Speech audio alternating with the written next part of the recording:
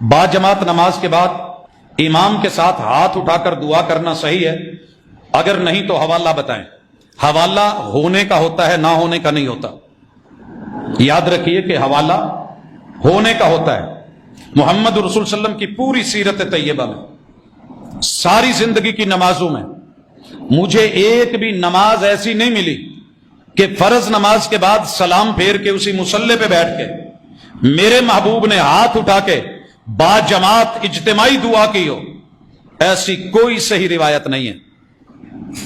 عموم سے استدلال لیا جاتا ہے، دعا فرض ہے، دعا ضروری ہے، دعا لازمی ہے، قبولیت کے اور استجابت کے اس کے مواقع ہیں، لیکن اسے یوں خاص کر دینا اور پھر امام نے دو چار رٹے ہوئے لفظ اپنے پڑھنے اور باقی عوام پتہ نہیں کیا کیا ضرورتیں لے کے بیٹھی ہے۔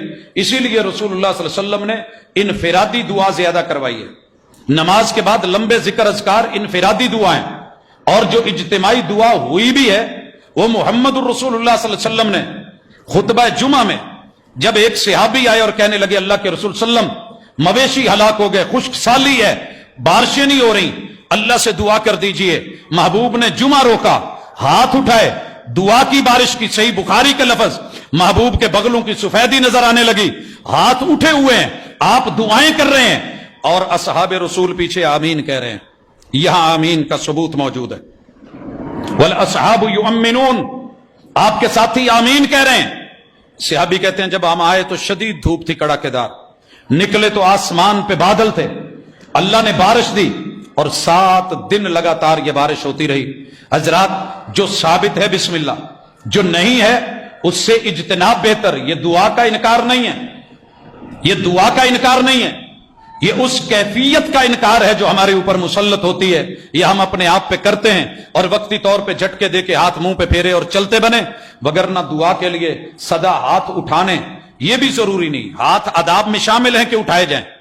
کوئی بندہ کہتا ہے دعا کرنے کی گنجائش موجود، رسول اللہ صلی اللہ علیہ وسلم نے کی، لیکن فرض نماز کے بعد ہی، اس کو آپ نے عادت نہیں بنایا۔ وگرنہ آپ کو پتہ ہے جب ہم قیام میں آتے ہیں ہاتھ باندھتے ہیں تو ثنا بھی دعا ہے، کوئی یہاں باندھ رہا ہے، کوئی یہاں باندھ رہا ہے، کوئی چھوڑ رہا ہے، دعا ہے، فاتحہ دعا ہے، اس کے بعد جو صورتیں ملائی جاتی ہیں ان میں دعا ہے۔